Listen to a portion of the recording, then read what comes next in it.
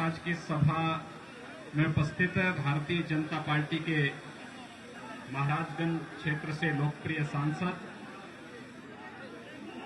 माननीय श्री जनार्दन सिंह सिकरीवाल जी,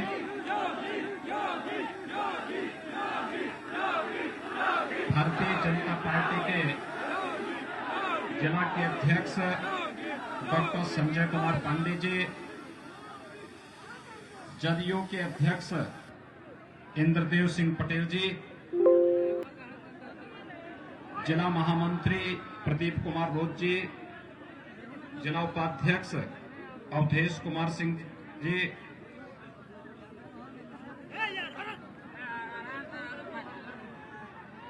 लोकसभा के माननीय सांसद श्री जगदम्बिका पाल जी, मनीष कुमार सिंह जी, राजीव रंजन पांडे जी, आमोद प्रियदर्शी जी, संदेश महतो जी, माननीय विधायक वाराणसी श्री अवधेश नारायण सिंह जी, श्रीमती लीलावती देवी जी, भारतीय जनता पार्टी के मंडल अध्यक्षगण श्री जितेंद्र सिंह जी, विनय गिरी जी, प्रमोद कुमार तिवारी जी, रंजीत प्रसाद जी, सोनू कुमार सिंह जी, वैद्यनाथ महतो जी, शेषनाथ प्रसाद जी, शिव जे ठाकुर जी, अखिलेश पांडे जी और भारतीय जनता पार्टी के लोकप्रिय प्रत्याशी श्री देवेश कांत सिंह जी और इस गौरिया कोठी विधानसभा क्षेत्र से जुड़े हुए भारतीय जनता पार्टी के सभी उपस्थित भाइयों बहनों, आप सबने शारदीय नवरात्रि के कार्यक्रम और विजयादशमी का कार्यक्रम अभी संपन्न किया है।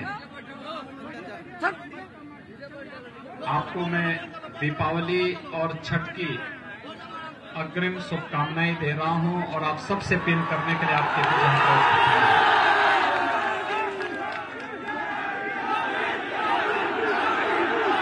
भाइयों बहनों,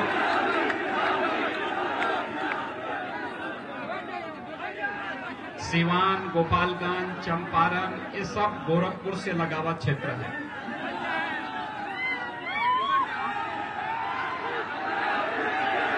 और हम लोगों का संबंध और संवाद तो एक परिवार जैसा है। आप याद करिए, जब पूरी दुनिया कोरोना महामारी से जूझ रही थी, भारत में भी आदरणीय प्रधानमंत्री मोदी जी के नेतृत्व में इस लड़ाई को पूरी प्रतिबद्धता से लड़ने के साथ जब पूरा देश एक साथ खड़ा होकर के लड़ रहा था, तब उत्तर प्रदेश और बिहार के बहुत सारे लोगों को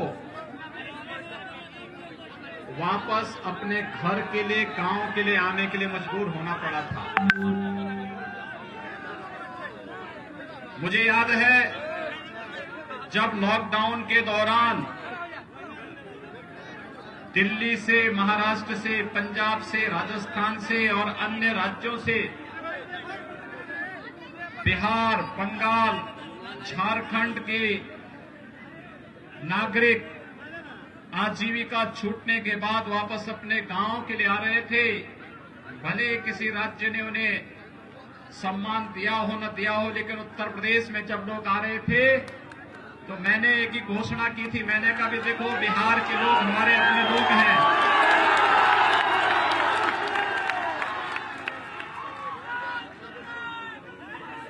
उन लोगों को कोई परेशानी नहीं होनी चाहिए, उनके सम्मान में कोई कोताही नहीं होनी चाहिए, क्योंकि हम सब तो एक परंपरा, एक विरासत को लेकर के चल रहे हैं। और दूसरा, बिहार मेरे लिए इसलिए भी महत्वपूर्ण हो जाता है क्योंकि मां सीता का जो मायका जो है ये बिहार तो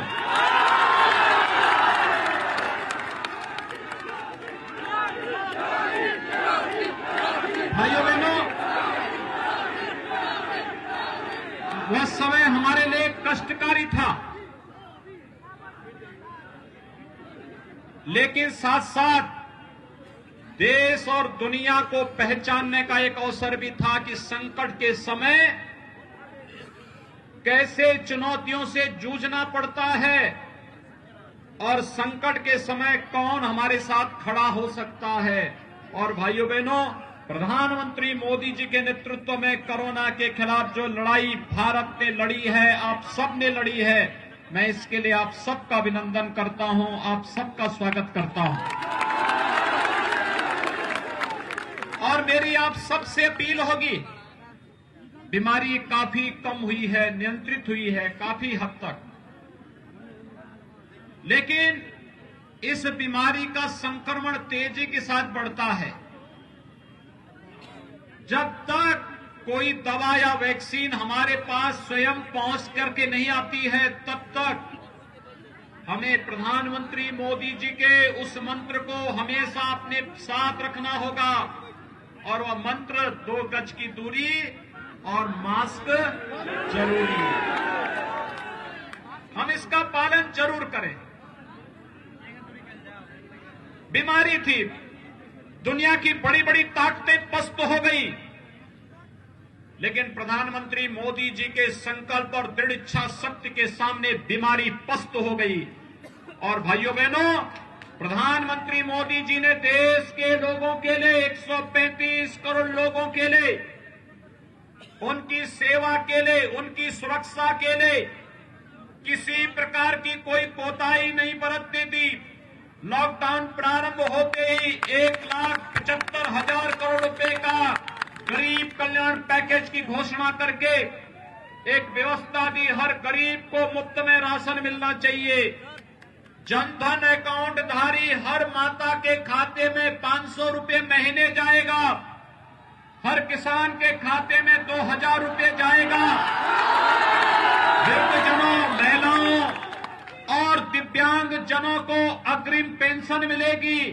और भाइयों बहनों, ये कार्य आगे बढ़ाने के साथ साथ गरीब कल्याण रोजगार अभियान का शुभारंभ भी प्रधानमंत्री जी ने आपके बिहार से ही प्रारंभ करके लोगों को रोजगार देने, एक बड़े अभियान को आगे बढ़ाने का कार्य प्रारंभ किया है। और मैं आप सबसे अपील करूंगा, मोदी जी पे विश्वास करिए। मोदी जी के नेतृत्व में भारत दुनिया की महाताकत बनेगा और दुनिया के अंदर मानवता के कल्याण का मार्ग भी प्रशस्त करेगा। याद करिए, आज से 15 वर्ष पहले इसी सीवान के अंदर क्या कुछ घटित होता था।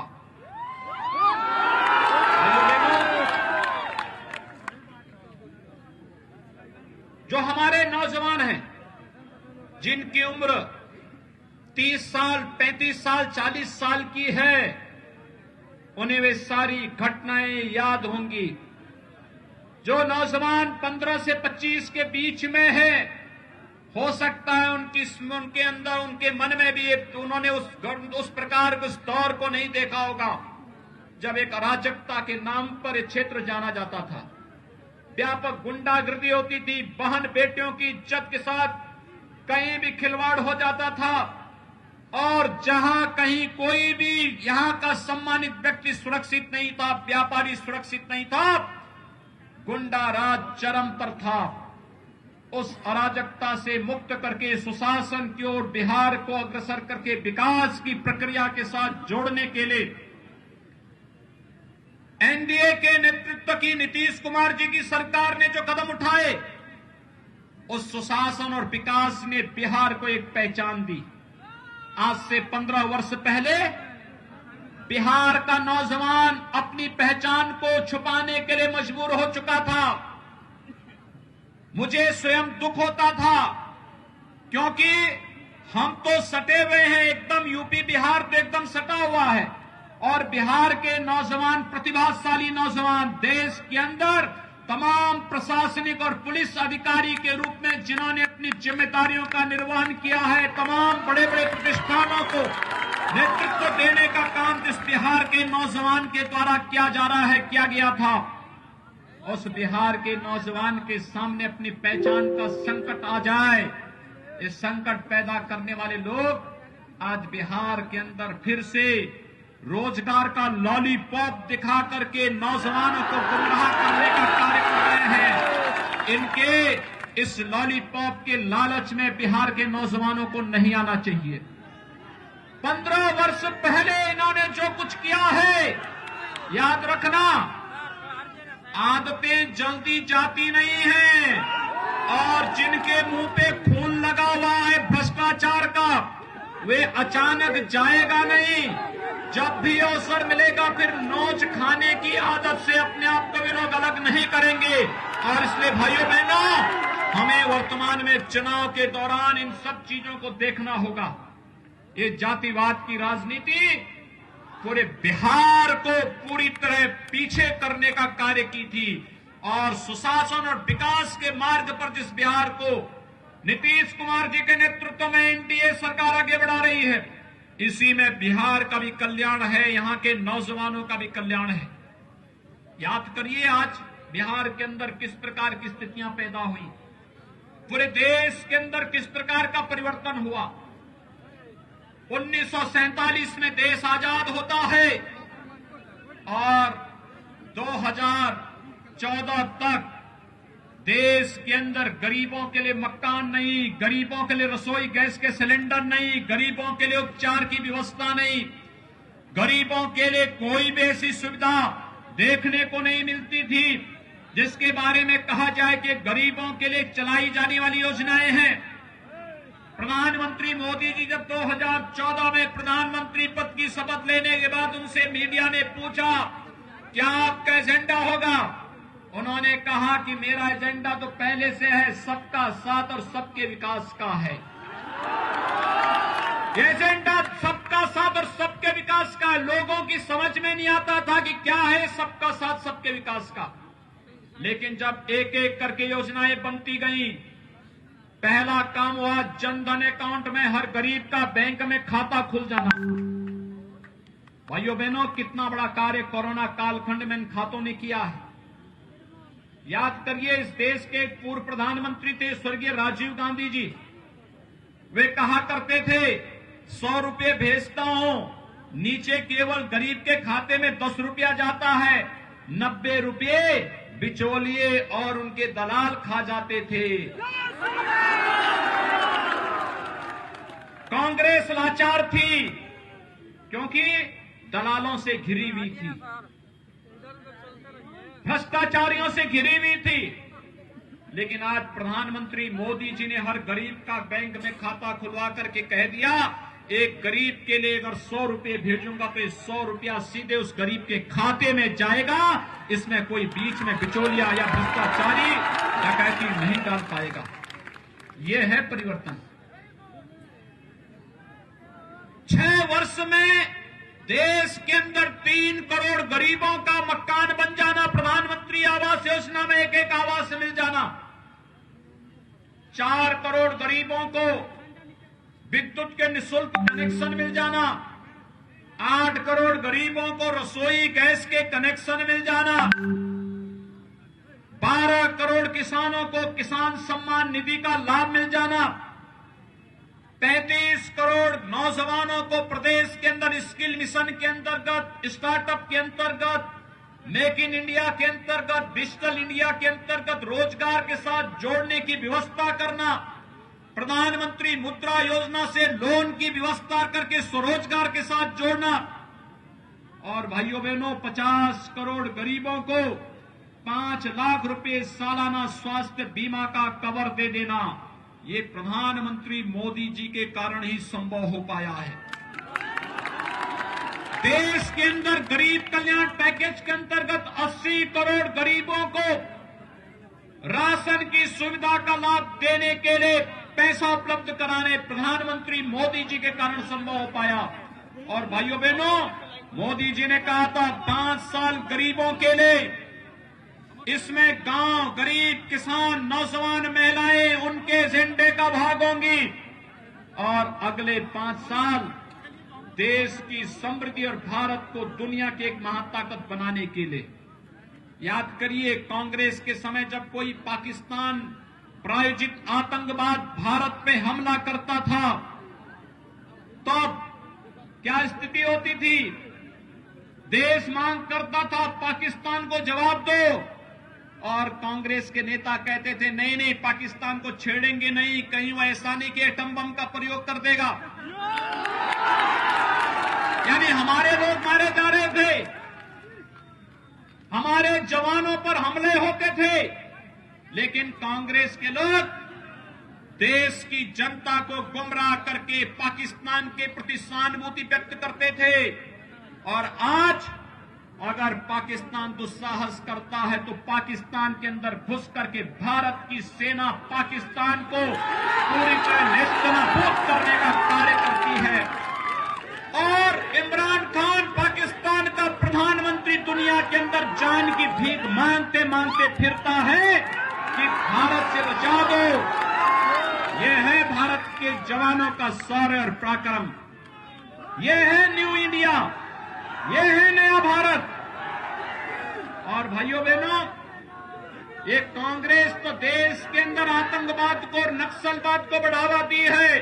ये जो अपराधी, यहां का भी एक दुर्दांत अपराधी जेल के अंदर सड़ रहा है, इन अपराधियों को पालने का काम कांग्रेस और राजद ने किया था।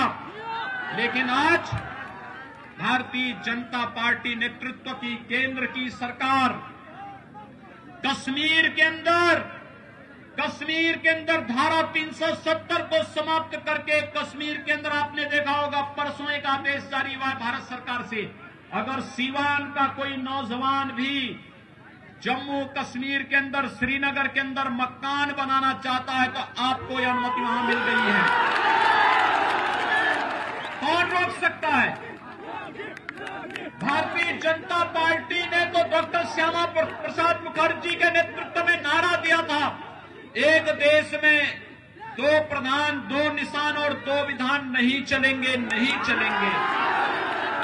और उस संकल्प को पूरा किया प्रधानमंत्री मोदी जी ने और गृह मंत्री अमित शाह जी ने। आज कश्मीर में धारा 370 समाप्त करके आतंकवाद की ताबूत पे अंतिम कील ठोकने का कार्य जहां गृह मंत्री अमित शाह जी ने किया है, वहीं भारत सरकार ने अब भारत के किसी भी नागरिक को जम्मू कश्मीर में पूरी तरह सम्मान के साथ वहां पर बसने की पूरी छूट दे दी है। अगर बिहार का नौजवान श्रीनगर के अंदर कार्य कर रहा है, सर्विस कर रहा है, सेना में, पुलिस में, प्रशासनिक सेवा में या व्यवसाय कर रहा है, क्योंकि बिहार कहां नहीं है, पूरी दुनिया में तो बिहार छाया हुआ है।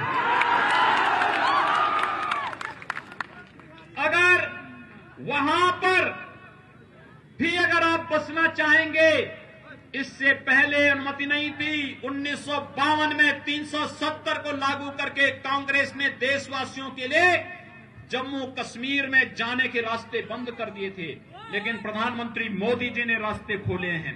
एक भारत श्रेष्ठ भारत की परिकल्पना प्रधानमंत्री मोदी जी की। और भाइयों बहनों, आप सबके लिए, पूरे देशवासियों के लिए इससे बड़ी गौरव की बात क्या हो सकती है? हमने जो कहा वो करके दिखाया। जब मैं लोकसभा चुनाव में यहां पर श्री जनार्दन सिंह जी के समर्थन में आया था चुनाव प्रचार के लिए, तब बिहार के कुछ जवान मुझसे कहते थे, यहां के मीडिया के बंधुगण मुझसे कहते थे कि आप लोग बार बार कहते हैं कि रामलला हम आएंगे, मंदिर वहीं बनाएंगे, लेकिन क्या तारीख भी बताएंगे? ये प्रश्न हमसे होता था। और भाइयों बहनों, मेरी हार्दिक इच्छा थी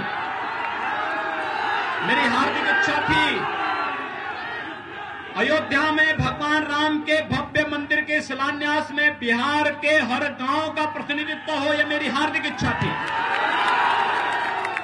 लेकिन एक कोरोना संक्रमण के नारे, कोरोना महामारी के नाते भाइयों बहनों, हमने शुभ मुहूर्त में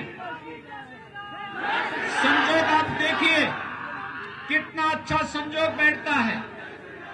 5 अगस्त 2019 कश्मीर से धारा 370 सदैव के लिए समाप्त हो जाती है, और 5 अगस्त 2020 500 वर्षों का हिंदू समाज के जो भावनाएं थी, जो टीस थी उस टीस को दूर करते हुए प्रधानमंत्री मोदी जी के द्वारा अयोध्या में भगवान राम के भव्य मंदिर के निर्माण का शिलान्यास कर दिया जाता है।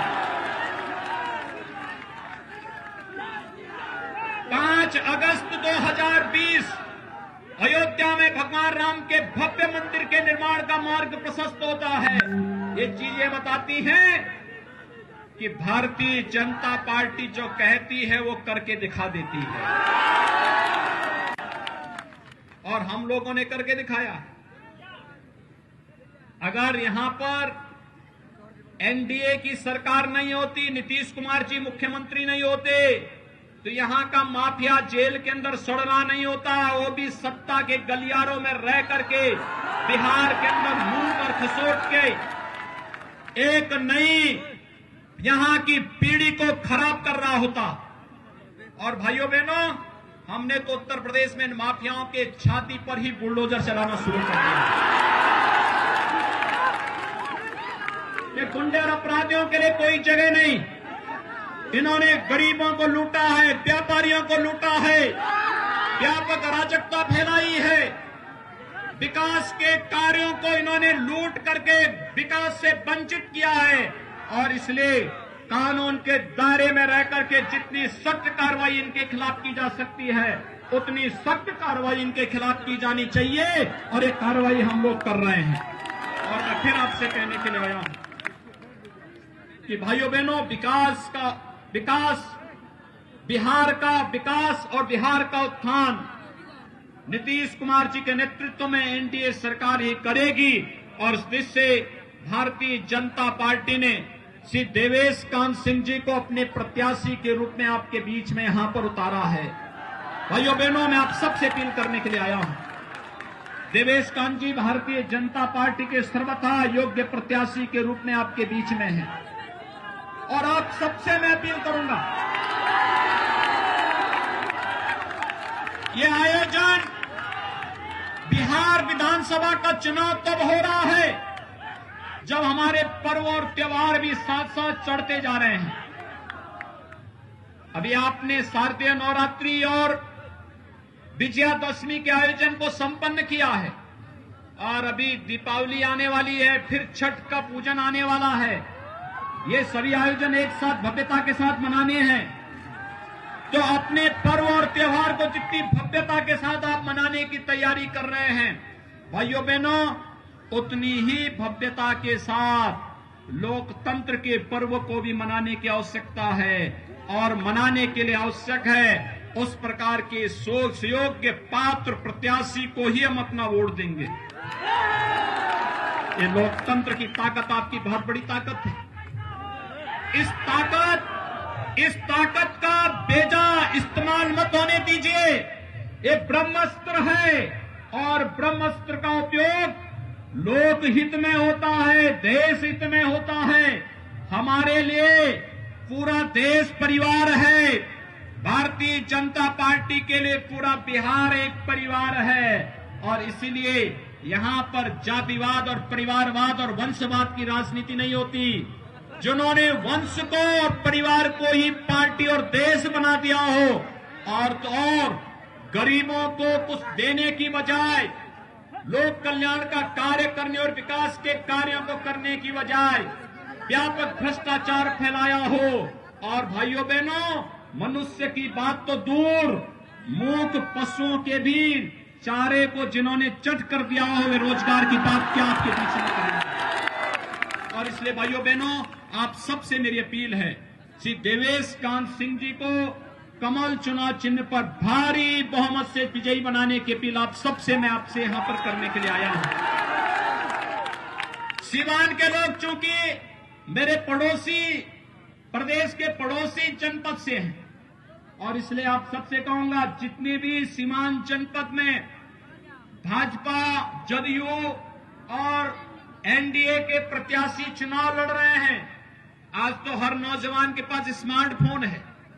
अपने स्मार्टफोन का इस्तेमाल करिए और सबको बोलिए, हर एक को बताने की आवश्यकता है कि जहां भी एनडीए के प्रत्याशी हैं उन्हें उनके चुनाव चिन्ह पर ही वोट देकर के बिहार की अस्मिता बचाने की आवश्यकता है। बिहार के विकास और सुशासन के मॉडल को आगे बढ़ाने की आवश्यकता है।